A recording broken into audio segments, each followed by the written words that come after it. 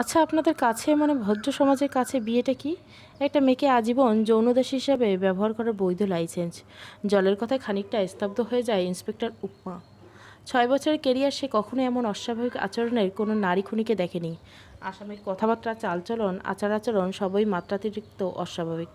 এতদিন ধরে জিজ্ঞাসাবাদ করছে জলকে, একটা টু শব্দ যদি মুখ থেকে বের হয় আসামির, রিমান্ডে কম মারধর করা হয়নি। অন্য কোনো আসামি থাকলে এতদিনে নিশ্চিত প্রাণ পাখিটা খাঁচা ছেড়ে পালাতো। আসামির একটাই কথা, যেভাবেই হোক আদালতে যেন তার সর্বোচ্চ শাস্তির ব্যবস্থা করা হয়। যেখানে অন্য অন্য আসামিরা নিজেকে নির্দোষ প্রমাণ করতে জীবনের শেষ পর্যন্ত চেষ্টা করে, সেখানে জল আদালতে স্বেচ্ছায় ফাঁসি যাচ্ছে। আপনি প্রশ্ন দ্বারা কী বোঝাতে চাচ্ছেন মিসেস বর্ষণ? উপমার কথায় জল বড় বড় চোখ নিয়ে ঠোঁটের তর্জনী আঙ্গুল দৃঢ়ভাবে ছুঁয়ে বলল, শুধু জল, কোনো মিসেস অমক তমক না। আচ্ছা জল, এখন বলুন আপনার হাজব্যান্ডকে খুন করার কারণ কি? এত কারণ জেনে কি হবে আপনাদের? আমি খুন করেছি, আমায় ফাঁসি দিন। উপমা বিরক্ত নিয়ে জলের দিকে তাকায়। আচ্ছা জল, আপনার মধ্যে কি একটু অনুতাপ নেই? আপনি নিজের স্বামীকে খুন করেছেন। যেখানে অন্যরা নিজেকে নির্দোষ প্রমাণ করতে সর্বোচ্চ চেষ্টা করে, সেখানে আপনি ফাঁসির জন্য পাগলামি করছেন। দিন দুনিয়া দুজক মনে হলে আমার জায়গা থাকলে আপনিও ফাঁসি চাইতেন। তাচ্ছিল্য হাসি দিয়ে বলে জল। উপমা বিরক্তের শেষ সীমানায় চলে গেছে। এই মুহূর্তে মনে পড়ছে জলকে কষিয়ে কয়েকটা থাপ্পড় দিতে। সত্যি না বলে যাবি কোথায়? কিন্তু চর থাপ্পড় এগুলো নিহাত দুধ ভাত মনে হবে জলের কাছে। মেয়েটা প্রচণ্ড শক্ত। যেখানে উপমার হাতের একটা চর খেলে সব আসামি ছেড়ে দেমা কেঁদে বাঁচি বলে গড় গড় করে সব বলে দেয়, সেখানে জল 7 দিনের রিমান্ডে একটু শব্দ পর্যন্ত করেনি। নিজেকে নিয়ন্ত্রণে উপমা বলেন, হাজব্যান্ড খুন করে কি আপনি চালায় জান্নাতে যাবেন? ইন্সপেক্টর উপমার কথায় বেশ মজা পায় জল। রাগের মাথায় মুখ থেকে কত কিছু না বের হয়। ইন্সপেক্টর উপমার ধৈর্য আছে বলতে হবে। শুধু শুধু তো অল্প সময়ে কেরিয়ারে এত সাফল্য পাননি। জলের হাসি দেখে উপমা নিজেকে সংযত করে বলেন, মলিন কণ্ঠে বলেন, সরি। জল দীর্ঘ নিঃশ্বাস ফেললে, যে শ্বাসে মিশে আছে জলের দুঃখ কষ্ট। দীর্ঘশ্বাস ফেলে বলে, ম্যাম, জান্নাতে যাব না কি যাব না সেটা আল্লাহ ভালো বলতে পারবেন। তবে আমার আর সহ্য হচ্ছিল না, দেওয়ালে ঠেকে গিয়েছিল আমার পিঠ। আপনার যখন মিস্টার বর্ষণের সাথে বনিবনা হবে না, বিয়ে করলেন কেন তাকে? বলেই দিতেন আপনার প্রেমিক আছে এবং তার সাথে আপনি থাকতে চান। না হলে ডিভোর্স দিতেন। শুধু শুধু একটা নিরীহ মানুষকে খুন করলেন। ডিভোর্স কত চেয়েছি হিসেব নেই। নিজের জন্মদাতা বাবা মাকেও পাশে পাইনি। একটা কথা, তাদের মানিয়ে নে, মেনে নে। এই মানিয়ে নিতে নিতে আমি যে প্রতিদিন মরেই যাচ্ছি সেদিকে কারো হুঁশ নেই। অট্টহাসিতে হেসে উঠে জল। জানলাহীন 4 দেওয়ালের অন্ধকার কুটিরের বাতাস কেঁপে ওঠে জলের হাসিতে। হাসতে হাসতে জল বলে, আর মানুষ, ও তো জানোয়ারের থেকেও অধম। না হলে দিনের পর দিন আমার সাথে এরকম করতে পারতো না। আমি কি শুধুই ওর বিয়ে করা যৌন দাসী মানুষ নই? যখন যা মন চায় তাই করবে আমার সাথে। কি করতো উনি আপনার সাথে? জল শান্ত হয়ে যায়। চোখের কার্নিশ বেয়ে নোনা পানি লোকাবের জীর্ণ জীর্ণ কাঠের টেবিলটায় পড়ে। ফ্ল্যাশব্যাক। সকাল হতে মায়ের ডাকে ঘুম ভাঙে জলের। আজ ছুটির দিন, কোথায় আরামে ঘুমাবে তা না হলো? কই, 7 সকালে মা ঘুম থেকে টেনে তুলল। পাত্রপক্ষ দেখতে আসবে, তাড়াতাড়ি ওঠ। তোমায় বলছি না আম্মু, এখন বিয়ে করব না। অনার্স পড়িস আর বলিস বিয়ে করবি না? ছেলে চাকরি করে। জল মায়ের কথায় কোনো ভ্রুক্ষেপ না করে ওয়াশরুমে ফ্রেশ হতে চায়। বাবা মার একমাত্র মেয়ে জল অনার্স 2nd ইয়ারে পড়ে। বাবার ভীষণ আদরের, তাই মধ্যবিত্ত বাবা সাধ্যমতো মেয়ের আবদার মেটানোর চেষ্টা করে। জলও বাবাকে ভীষণভাবে ভালোবাসে। চাপা স্বভাবের হয়, বন্ধুবান্ধব খুবই কম আছে জলের। বাবাই তার বেস্ট ফ্রেন্ড। দেখতে সুন্দর হওয়ায় অনেকের কাছ থেকে প্রেম বিয়ের প্রস্তাব পেত, কিন্তু বাবা কষ্ট পাবে ভেবে সেগুলো আগায়নি জল। জল দ্রুত গোসল করে বেরিয়ে আসে। নভেম্বরের শেষের দিক, হালকা হালকা ঠান্ডা পেরেছে। জল রোদ পোহানোর জন্য ছাদে যায়। জোহরের আজানের পরে সাদা মাইক্রোতে করে কিছু লোকজন বাসার ভিতরে ঢুকতে দেখে জল। কালো রঙের ফর্মাল ড্রেস পরা একটা ছেলেকে দেখতে পায় জল। ছাদের রেলিং ঘেঁষে দাঁড়িয়ে থাকায় ছেলেটাকে খুব সহজে জলকে দেখতে পায়। প্রথম দেখায় ছেলেটা জলকে ভালো লেগে যায়, আর ভালো লাগাই স্বাভাবিক। হালকা পাতলা গড়নের লম্বা চুলের শ্যামরাঙা মুখে মিষ্টি হাসি মেখে দেখে যে কোনো পুরুষের হৃদস্পন্দন বেড়ে যাবে। ছেলেটা বেশ কিছুক্ষণ নিচে দাঁড়িয়ে জলকে দেখে। জল লজ্জা পেয়ে ছেলেটার দৃষ্টি সীমানার বাইরে চলে যায়। আদরের ভাইকে স্তব্ধ হয়ে দাঁড়িয়ে থাকতে দেখে বর্ষা এগিয়ে আসে। কিরে, দাঁড়িয়ে আসিস যে? না এমনি। এমনি নাকি স্বপ্নে দেখা রাজকন্যার খোঁজ পেয়েছিস? আপু তুইও না? লাজুক কণ্ঠে বলে বর্ষণ। বর্ষা হেসে দেয়। দুই ভাই বোন হাসতে হাসতে ভিতরে যায়। বেশ ঘটা করে পাত্রী দেখার আয়োজন করা হচ্ছে। জলের মা বিভিন্ন পদের সুস্বাদু খাবার রান্না করলো। পোলাও, গরুর মাংসের ভুনা, রোস্ট, ডিমের কোরমা, মুড়িঘণ্ট ইত্যাদি ইত্যাদি। ডেজার্ট আইটেমের মধ্যে ছিল পায়েস, পুডিং, কাস্টার্ড, তিনটাই জলের বানানো। রান্নাবান্না পরিপক্ক হলেও ভিনদেশীয় ডেজার্ট আইটেম বেশ ভালো বানাতে পারে জল। জল বরাবরই ঘরকুনো মেয়ে, সহজে বের হতে পারে না নিজের ঘর থেকে। পাত্রপক্ষ দেখতে আসায় লজ্জায় আরও জল রুম থেকে বের হতে পারছে না। এদিকে ক্ষুধায় জলের পেটে ছুঁচো ডাকছে। সকালে খাওয়া হয়নি জলের সেভাবে। কফি খেয়ে গোসলে চলে যায়, আর এসে দেখে বাসাভর্তি মেহমান। কোনো রকম ঘরে এসে ঘাপটি মেরে বসে জল। ব্যাগ ঘেটে দুটো বিস্কিটের প্যাকেট পায় জল। সেগুলি খেয়ে আপাতত পেটের ছুঁচোকে শান্ত করে ঘরের পেছনে বারান্দা দিয়ে বিস্কিটের প্যাকেট ফেলাতে গিয়ে পাশের বারান্দায় কালো রঙের ফলমার ড্রেস পরা যুবকটিকে দেখতে পায় জল। ছেলেটা ফোনে কথা বলছিল। জলকে দেখে ছেলেটা কেমন অদ্ভুত দৃষ্টিতে তাকিয়ে থাকে। ছেলেটা চাহনিতে জলের অস্বস্তি লাগতে শুরু করে। কেমন যেন মানসিক রোগীদের মতো ছেলেটার চাহনি। জল একটু দেরি না করে ঘরের ভেতরে চলে যায়। জলকে দেখে পাত্রপক্ষ জানায় তাদের জলকে পছন্দ হয়েছে, কিন্তু তারা পরোক্ষভাবে যৌতুক দাবি করে জলের বাবার কাছে। আচরণে মনে হলো ছেলের মাই সংসারে হত্যাকর্তা। ছেলের বাবা চুপচাপ বসে আছে, সে কোনো কথাই বলছে না, অথচ বরাবরই বাইরে গেলে মানুষজনের সাথে কথা বলে। ছেলের মা মুচকে এসে বলল, দেখেন ভাই সাহেব, আমাদের কোনো দাবি দেওয়া নেই। সংসারে তো আপনার মেয়ের হবে। টিভি, ফ্রিজ, খাট, আলমারি, সোফা, মেয়ের জামাইয়ের জন্য গাড়ি, মানে আপনি মন থেকে আপনার মেয়েকে যা দেন আর কি। মন থেকে আব্বু আমার জন্য দোয়া আশীর্বাদ দিলে যথেষ্ট আন্টি।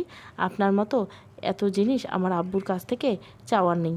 আঙ্কেলের কলিজা যেন তার মেয়ে ঠিক তেমনই। আমি আমার বাবার কলিজা। আব্বু আপনাদের আব্বুর কলিজা মানে আমায় দিয়ে দিতে চাইছেন, সেখানে তারপর আপনারা ভিখারির মতো এত কিছু চাইছেন, তাও ইনডাইরেক্টলি।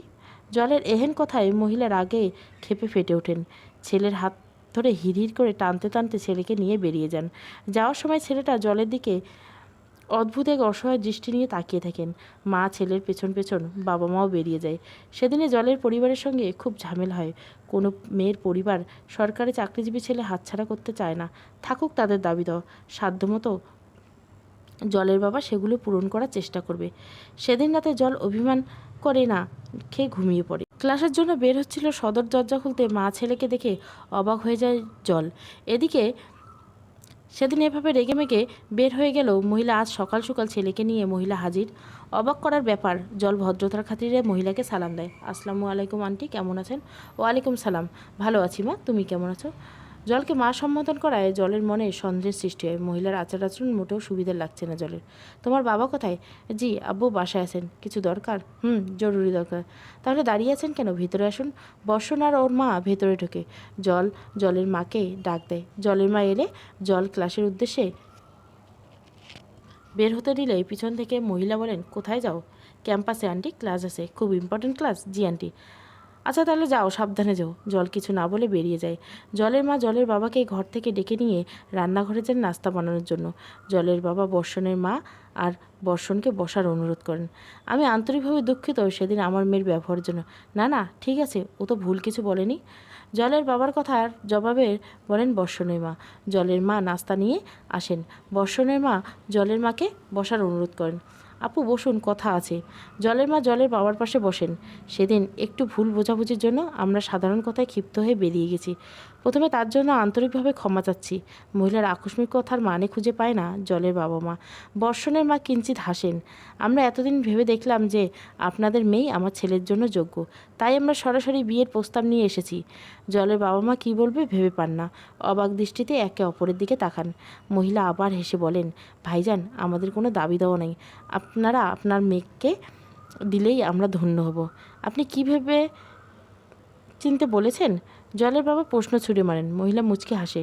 এতদিন পরে যখন এসেছে তাহলে বলতেই পারেন ভেবে এসেছি। আমরা অনেক আশা নিয়ে এসেছি, আশা করছি নিরাশ করবেন না আমাদের।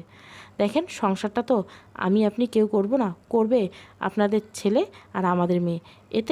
এদের মত ছাড়া কিছু বলা যায় না। আমার ছেলে রাজি, বলতে গেলে ওর জোড়াজুড়িতে এখানে আসা, বাকিটা আপনাদের মেয়ের হাতে। রাতে খাবার শেষ করে নিজের ঘরে এসে বিছানায় গা এলিয়ে দিয়েছে এলো জল। হঠাৎ জলের ঘরে জলের বাবার আগমন ঘটে। কিছু বলবে বাবা? জলের বাবা জলের বিছানায় এসে বসেন। বাম হাত দিয়ে চশমা খুলে বিছানায় রাখেন। আজ সকালে বর্ষণ আর বর্ষণের মা এসেছিলাম। তা তো জানি। আমি থাকতে ওনারা এসেছিলেন। ওনারা বিয়ের ব্যাপারে কথা বলতে এসেছেন।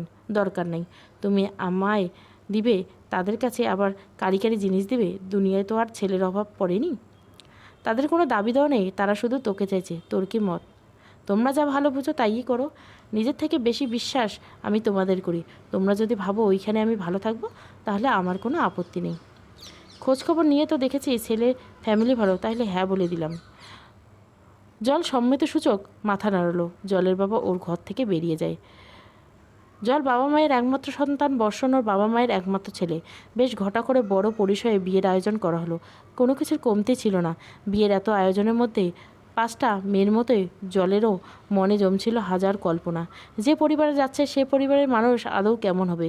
বাবা মাকে ছেড়ে যে নতুন দুনিয়ায় জল যাচ্ছে, সে দুনিয়ায় কি জল ভালো হবে? এইসব কারণে মূলত মেয়েটাকে বিয়ে জিনিসটাকে জমের মতো ভয় পায়।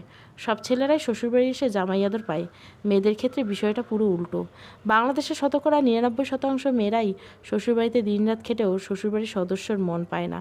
তার আদর আপ্যায়ন তো দূরে থাক, শতে বা হাজারে একটা মেয়ে শ্বশুরবাড়িতে ভালো থাকে, কিন্তু এই একজন মেয়ে অনেক সময় এর কদর করতে জানে না। প্রেগন্যান্সি জিনিসটা মেয়েদের জন্য খুব সেন্সিটিভ একটা ব্যাপার, সাথে জীবনের গুরুত্বপূর্ণ মুহূর্ত বা ধাপ। এই সময়টা মেয়েদের এক্সট্রা কেয়ারের প্রয়োজন হয়। জীবনের ঝুঁকি নিয়ে বংশের ধারাকে বজায় রাখতে নিজেদের ভেতরে আরেকটা প্রাণ ধারণ করে। এই সময়তে সব মেয়েরা একটু খাতির যত্নের আশায় থাকে। এক কথায় বলতে গেলে এক্সট্রা কেয়ার সব মেয়েদের প্রাপ্ত, কিন্তু কজনের কপালে সে সুযোগ জুটে? বর্ষণের বাড়িতে যাওয়ার যাত্রাকালে বর্ষণের সাথে জলের খানিকটা কথায়। বর্ষণ বেশিরভাগ সময় কেমন চুপচাপ থাকতেই পারে। অনেক মানুষ আছে কথা কম বলে, তবে বাবা মাকে ছেড়ে আসার মুহূর্তে জল বর্ষণের সাপোর্টের আশা করেছিল। তবে বর্ষার যথেষ্ট ভালো মানসিকতা ছিল। বিয়ে পড়াশোনার পর বর্ষা জলকে যথেষ্ট কোম্পানি দেয়। জল টিস্যু পেপার দিয়ে চোখ মুছে ড্রাইভারের পাশের সিটে বসে থাকা বর্ষণের দিকে তাকায়। ক্লান্ত হয়ে তন্দ্রার অতল সাগরে ডুবিয়ে দিছে। জলেরও বেশ ঘুম পেয়েছে, কিন্তু সে ঘুমাতে পারবে না। পার্লার থেকে সেজে এসেছে জল। কন্ট্রাক্ট লেন্স পরিয়ে দিয়েছে বিউটিশিয়ানরা, যার কারণে সে চোখ বুঝতে পারে না। বর্ষণের দিকে তাকায়। লোকটার চোখ দুটো কেমন যেন অস্বাভাবিক লাগে জলের। গোল গোল চোখ দুটো একটু বেশি ভয়ানক লাগে জলের। জল বর্ষণের থেকে চোখ সরিয়ে নেয়। অলস সময় কাটাতে ফেসবুকে ঢুকে জল। সাজেশনে আসা বিভিন্ন ভিডিও দেখতে থাকে। ফেসবুকে ভিডিও দেখা জলের কাছে নেশার মতো। বন্ধুবান্ধব কম থাকায় এই ফেসবুকের ভিডিওগুলি দেখে জলের অলস সময় কাটে। বধূবরণে বর্ষণের মাকে জল শাশুড়ি হিসেবে বেশ বন্ধুসুলভ পায়, কিন্তু তারপরও জলের নতুন জগৎ নিয়ে ভয় হয়ে যাচ্ছে। বর্ষা জলকে নিয়ে যায় ফুল দিয়ে সাজানো বর্ষণের ঘরে। জল আর 5টা বাঙালি বধূর মতো এক হাত লম্বা ঘোমটা টেনে বর্ষণের জন্য অপেক্ষার প্রহর গুনে। অবশেষে জলের অপেক্ষার অবসান ঘটিয়ে বর্ষণ আসে। জলের মা বলেছিল বাসর ঘরে স্বামীর পা ছুঁয়ে সালাম করতে। জল খাট থেকে নেমে বর্ষণকে সালাম করে। বর্ষণ কোনো প্রতিক্রিয়া দেখায় না। আপাত মস্তকে ভালো করে দেখে নেয় জলকে। জল কিছু বসে ওঠার আগেই জলকে ধাক্কা দেয় বর্ষণ। জল টাল সামলাতে না পেরে খাটে পড়ে যায় এবং মাথায় বেশ শক্ত আঘাত পায়। ব্যথায় বলে ওঠে জল। কার্নিশ বেয়ে নোনা জল গড়িয়ে পড়ে। জল কিছু বুঝে ওঠার আগেই বর্ষণ ক্ষুধার্ত হিংস্র হায়নার মতো জলের উপর ঝাঁপিয়ে পড়ে। বিয়ের প্রথম রাতে স্বামীর এমন রূপ দেখে জল আর বুঝতে বাকি থাকে না যে বর্ষণ মানসিক রোগী। জল পালিয়ে যাওয়ার চেষ্টা করে, কিন্তু পুরুষ শক্তির কাছে সে পেরে ওঠে না। বিয়ের প্রথম রাতে স্বামীর এমন রূপ দেখে বর্ষণের সম্পর্কে জলের মনে বিপরীত প্রতিক্রিয়ার জন্ম নেয়। অপরিচিত একটা মানুষ হিংস্র হায়নার মতো জোরপূর্বক ফিজিক্যাল রিলেশন করলে তার নেহাত ধর্ষণের থেকে কোনো অংশে কম না। জলের ক্ষেত্রে সেটাই হয়েছে, যার ফলাফল জল বর্ষণের থেকে দূরে দূরে থাকতে লাগে। বিষয়টা আবার বর্ষা খেয়াল করছে। সে জলেরকে আলাদা ডেকে ইয়ার্কির ছলে জলের এমন করার কারণ জানতে চায়। কী খবর ভাবিজি, কেমন কাটলো প্রথম রাত? জল কোনো প্রতিক্রিয়া দেখায় না, বর্ষাকে এড়িয়ে যায়। বর্ষার মনে সন্দেহের দানা বাঁধে। তাহলে কি বর্ষণ আগের মতোই মানসিক রুগী আছে? আদিবার সাথে যা হয়েছিল তা কি জলের সাথে হয়েছে? সম্পর্কে জলের ননদ হলেও বর্ষা জলের চেয়ে বয়সে বড়। জল বর্ষার প্রশ্নকে এড়িয়ে চলে যাচ্ছিল ঘর থেকে। তৎক্ষণাৎ বর্ষা পেছন থেকে জলের হাত ধরে। তুমি আমায় বলবে না, বোনের থেকে লুকাবে? জল কিছু বলে না। ওর দৃষ্টিসীমা ঘোলাটে হয়ে যায়। বর্ষা জলের দিকে তাকিয়ে দেখে জল কাঁদছে। জল কি হয়েছে বলো আমায়? কিছু না। কিছু তো হয়েছে, না হলে জলের চোখে জল কেন? কিঞ্চিত হেসে বলে বর্ষা। জল বর্ষার মুখের দিকে তাকিয়ে হাউমাউ করে কেঁদে দেয়। বর্ষা জলকে জড়িয়ে ধরে আলতো করে মাথায় হাত বুলায়। হঠাৎ খেয়াল করে জলের শ্যামবর্ণ গায়ে কালশিটে দাগ। বর্ষা পুরোপুরিভাবে নিশ্চিত হয়ে যায় যে বর্ষার ভাই বর্ষণ বদলায়নি। সেই আগের মতো ভেতরে পশুত্বটাকে পুষে রেখেছে বর্ষণ। না হলে জলকে বিয়ে করতে এত কাহিনী করতো? বর্ষা পরম যত্নে জলের চোখ মুছে দেয়। রীতি অনুযায়ী নতুন বউ ঘোমটা দিয়ে থাকে। জলও তেমন ছিল, সাথে শরীরে থাকা দাগগুলো আড়াল করে রেখেছিল পৃথিবীর থেকে। বর্ষা জলের ওন্না সরায়, জল খানিকটা চমকে যায়, কাঁপতে লাগে ও। বর্ষা আর চোখে তাকিয়ে বলে, ভাইয়ার কাজ। জল কিঞ্চিত মাথা নাড়ায়। আমি ওকে বুঝাবনি। সন্ধ্যায় রিসেপশনে অনুষ্ঠান স্বাভাবিক হওয়ার চেষ্টা করো। নিজেদের ভেতরের কথা বাইরের পৃথিবীকে জানানোর দরকার নেই। কিন্তু তুমি তো। হ্যাঁ, আমি যে এই ব্যাপারে জানতে চেয়েছি এর পেছনে একটা কারণ আছে। আল্লাহ না করুক সেই কারণ যেন তোমার জানতে না হয়। বর্ষা চলে যাচ্ছিল, হঠাৎ জল পেছন থেকে ডাক দিল, আপু, আমি কিন্তু এই শরীর নিয়ে পার্লারে যাব না। নিজেই যা পারবো সাজবো, আর তুমি হেল্প করো। আচ্ছা। বর্ষা ঘর থেকে বেরিয়ে যায়, নিজের ঘরে গিয়ে দরজা লাগিয়ে দেয়। আলমারিতে স্বজনে লুকিয়ে থাকা আদিবার ডায়েরিটা বের করে। আদিবার মারা যাওয়ার 5 বছর হলো। বর্ষণের হিংস্রতার প্রথম শিকার আদিবা, অথচ ভালোবেসে বিয়ে করেছিল ওরা।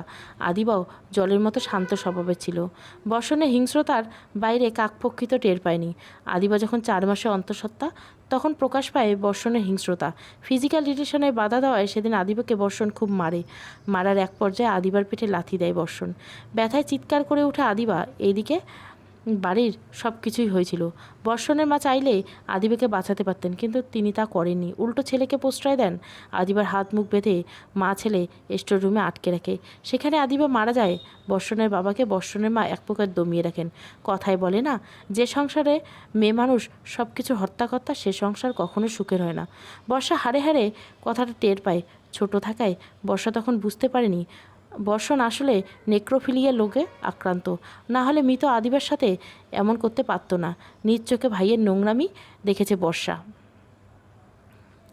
মৃত লাশের সাথে শারীরিক সম্পর্ক স্থাপন শুনতে যেমন উদ্ভট অবাস্তব, ভাবতেও তেমন কষ্টকর এবং ভয়ঙ্কর। লাশের প্রতি যৌন আকাঙ্ক্ষা তৈরি করে যাদের তাদের নেক্রোফিলিক বলে হয়ে থাকে। আজকে এমনই আরেক লাশ ধর্ষককে গ্রেপ্তার করছে চট্টগ্রামের পুলিশ। চট্টগ্রামে মেডিকেল বোর্ডে কাজ করত 48 বছর বয়সী ওই লোক। তার অধীনে লাশগুলি প্রাথমিক অবস্থায় থাকতো।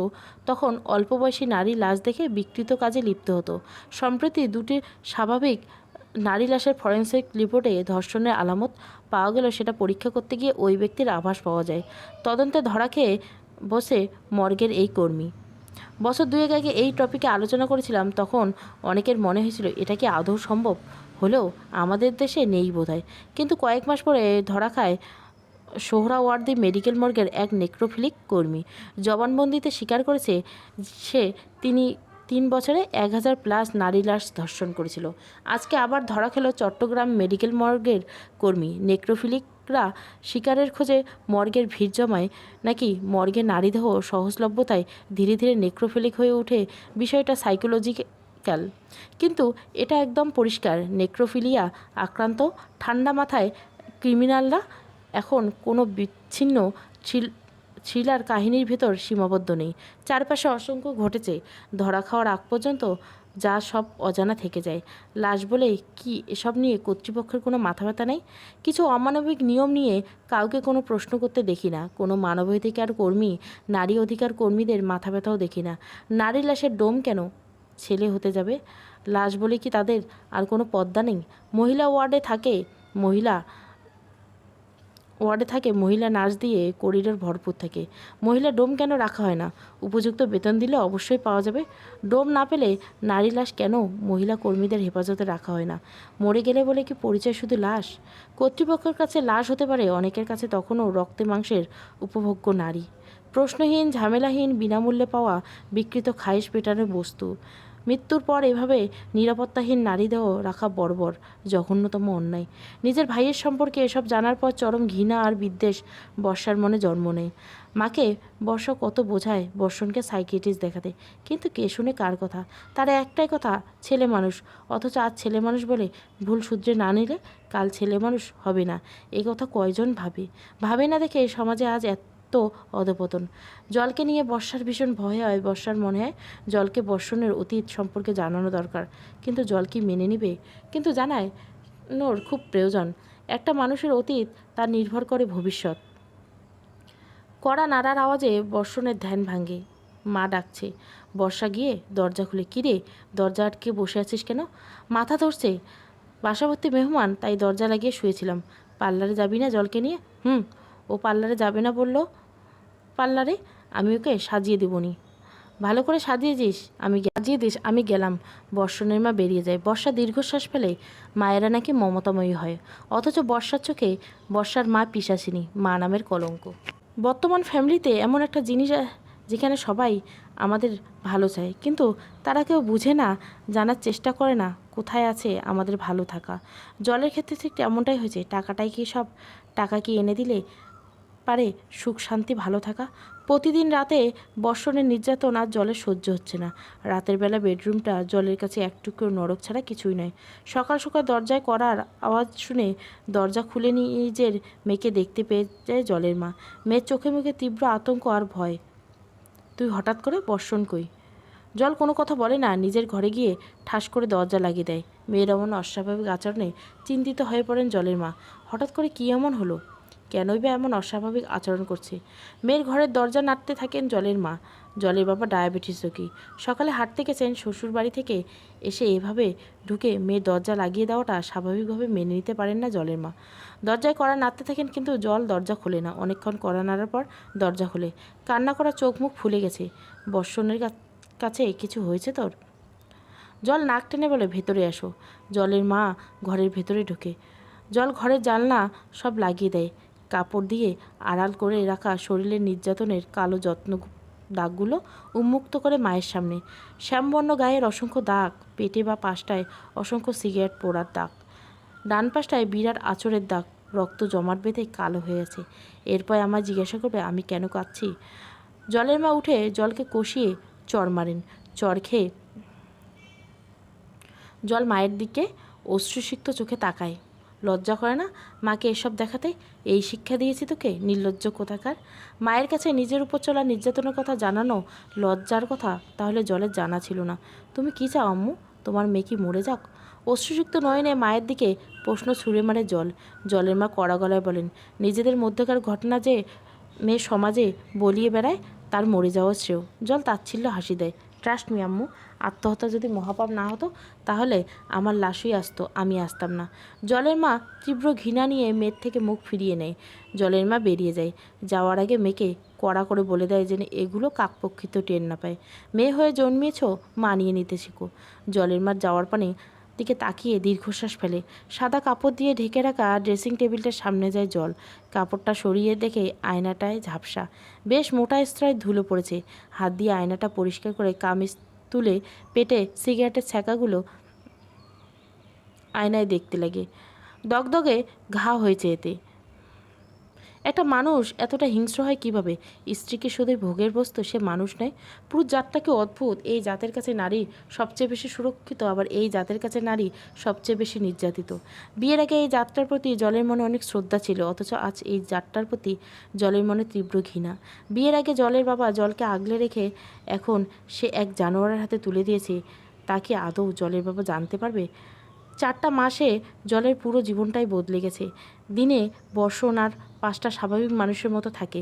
বর্ষাকে বলার পর প্রতিদিন অফিস থেকে ফেরার পথে বর্ষণ জলের জন্য চকলেট আনতো, কিন্তু রাতেই কেমন বর্ষণ বদলে যেত। যৌন ক্ষুধা বর্ষণের মাঝে লুকিয়ে থাকা পশুত্ব জাগিয়ে তুলত। এমনকি বিশেষ দিনগুলোতেও জল রক্ষা পেত না। তলপেটে তীব্র ব্যথা, ব্যাক পেইন এদিকে জলকে আঘাত করছে, আর একদিকে গভীর রাত্রিতে সেই হিংস্রতার শিকার। শারীরিক মানসিক দুইভাবে জল অসুস্থ হয়ে পড়ে। কান্না করে যে একটু হালকা হবে তারও সুযোগ নেই। বলতে মানা, কাঁদতে মানা, সব কিছুতে না না। এত নায়ের সমাধান একেবারে শুরুতে করলেই তো হতো। মেয়েদের পৃথিবীতে জন্মাতে মানা। বিকালে জলের মা বর্ষণকে ফোন করে বুঝিয়ে দেয় জলকে বর্ষণের হাতে। জলের বাবা জলের হঠাৎ আসার কারণ জানতে চাইলে জলের মা ছোটোখাটো ঝগড়ার কথা বলে। বর্ষণ অফিস থেকে এসে যখন জলের বাবা মার সাথে হাসি মুখে কথা বলছিল, তখন জলের মনে হচ্ছিল যে এই মানুষটা রাতেই হিংস্র হয়ে উঠবে। জলকে নিয়ে যাওয়ার সময় বর্ষণ যখন জলের হাত ধরেছিল, তখন জল একরাশ তীব্র বিব্রত নিয়ে বর্ষণের হাতের দিকে তাকায়, অথচ এই তাকানো থাকার কথা ছিল আস্থা আর ভালোবাসা। শ্বশুরবাড়িতে ঢুকতে শাশুড়ি কুরুচিপূর্ণ প্রশ্নের সম্মুখীন হয় জল। ভোর রাতে তাই কোথায় যাওয়া হয়েছিল? কোনো ছেলের সাথে সম্পর্ক আছে নাকি? জলের শাশুড়ি মুখের উপর বলে দিতে ইচ্ছে করলো, ঠিক নিজের ছেলেকে আগে ঠিক করুন, তারপর না হয় অন্যের দিকে আঙুল তুলবেন। জল টু শব্দটা পর্যন্ত করলো না, না করে ঘরে চলে যায়। বর্ষণ পেছন পেছন যেতে নিচ্ছিল, হঠাৎ ওর মা পেছন থেকে বলে, বাবু শোন। হ্যাঁ মা বলো। বেশি বাড়াবাড়ি করিস না, বাইরে জানাজানি হলে থানা পুলিশ হয়ে যাবে কিন্তু। এর আগে কাজের মেয়েটার সাথে করেছিল, গরিব মানুষের টাকা দিয়ে ম্যানেজ করেছিলাম। মা, বিয়ে তো সেজন্যই করেছি যাতে আমি আর বাইরের মেয়ের সাথে না করি। সত্যি বলতে কি, সুন্দর গড়নের মেয়ে দেখলে আমি নিজেকে কন্ট্রোল রাখতে পারি না। তাই বলে থেমে যায় বর্ষণের মা। খানিকটা সময় পরে বলেন, যা করবি রয়ে সয়ে করবি। পাড়া প্রতিবেশী জানলে বিপদ। আদিবার লাশটা এখনও বাগানের মাটিতে মিশে আছে। সবগুলো মেরে ফেললে যে তোকে মেয়ে দেবে, দুনিয়ার সব মেয়ে তোমার জন্য নয় কিন্তু। বর্ষণ কিছু বলে না, চুপচাপ নিজের ঘরে যায়। ঘরে গিয়ে দেখে জল ড্রেসিং টেবিলের সামনে দাঁড়িয়ে চুল আসছে। বর্ষণ গিয়ে জলের কোমরে শক্ত করে জড়িয়ে ধরে। জল বর্ষণের উপস্থিতি টের পেয়ে বর্ষণকে তীব্র বিরক্ত আর ঘৃণা নিয়ে দূরে ঠেলে দেয়। প্লিজ আমার কাছে আসবে না তুমি, মিনতি করে বলে জল। বর্ষণে তাতে কোনো ভ্রুক্ষেপ নেই। সে নেশানো চোখে জলের দিকে তাকায়। দুজনের চোখাচোখি হতে জল তীব্র ঘৃণা নিয়ে বর্ষণের চোখ থেকে নিজের চোখ সরিয়ে নেয়। বর্ষণ জলের ঠোঁট মুখ চেপে ধরে।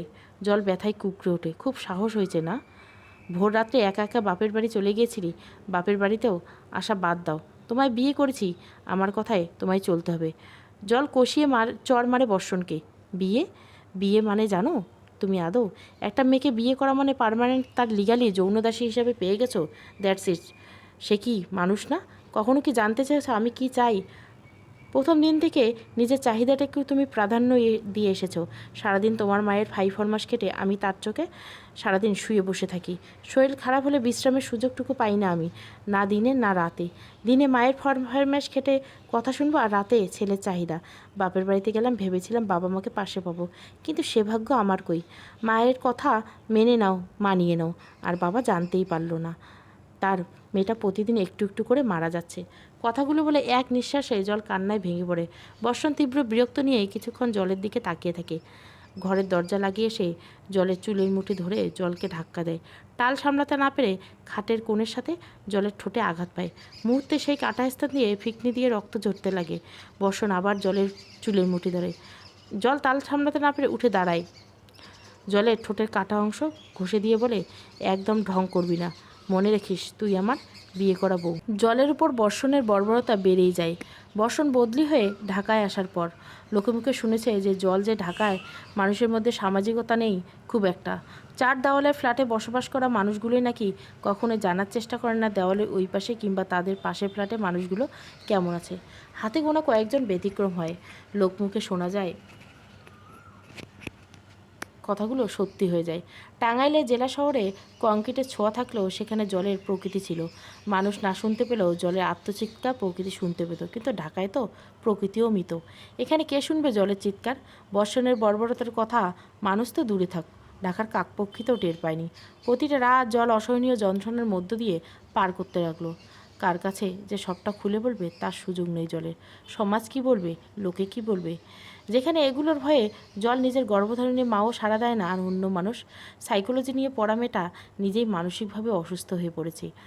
বিকেল হলে আশেপাশে ফ্ল্যাটের মহিলা এক হয়ে গুজব করে। জলেরও যেতে ইচ্ছে করে, কিন্তু বর্ষণের মানা আছে, তাই সে সাহস পায় না। চার দেওয়ালের ফ্ল্যাটে জেলখানা আসামির মতো সময় কাটতে থাকে জলের। শ্বশুরবাড়িতে তাও বর্ষা থাকতো, ওর সাথে কথা বলে একটু হলেও জল হালকা হতো। ফোনের রিংটোনের শব্দে জলের ধ্যান ভাঙে। স্ক্রিনে বর্ষা নামটা ভেসে ওঠে। জল ফোন রিসিভ করতে ইয়ার্কির সুরকে বর্ষা বলে, কী খবর ভাবিজি? খারাপ থাকলেও আলহামদুলিল্লাহ, ভালো থাকলেও আলহামদুলিল্লাহ, তুমি? শুকনো গলায় জবাব দেয় জল। বর্ষা বুঝতে পারে বর্ষণ শুধরায়নি। বর্ষাকে আদিবার কথা জানানোর সময় হয়েছে। বর্ষা ফোনের বিপরীত পাশ থেকে জলের ডাককে বর্ষার ধ্যান ভাঙে। বর্ষা উৎফুল্ল কণ্ঠে বলে, যেটার জন্য ফোন দিয়েছিলাম। আমি কিন্তু ঢাকায় এসেছি, ট্রেনে আছি, টঙ্গী স্টেশনে আছি। তুমি ঢাকা আসছো এটা আগে বলবে না? রান্নাবান্না করে রাখতাম। এখন তো বলছি একটু ফ্রাইড রাইস করে রাখো, এটা তুমি অসম্ভব ভালো বানো। অনেক দিন হলো তোমার হাতে ফ্রাইড রাইস খাই না। জল শুকনো গলায় বলে, আচ্ছা সাবধানে এসো। জল ফোন কেটে দেয়।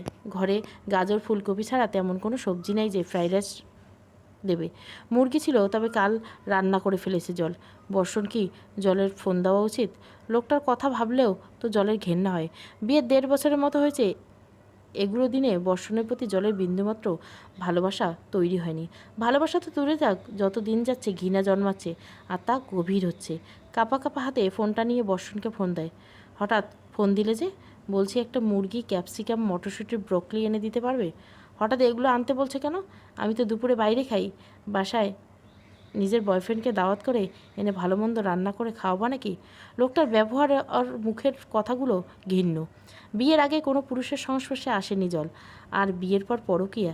এক পুরুষ জলকে জীবন নরক বানিয়ে রেখেছে, আর অন্য পুরুষ। জল শান্ত গলায় বলে, বর্ষা আসছে, কিছুক্ষণ আগে ফোন দিয়েছিল, টঙ্গী স্টেশনে আছে। ও, আমি দারোয়ানকে বলে দিচ্ছি।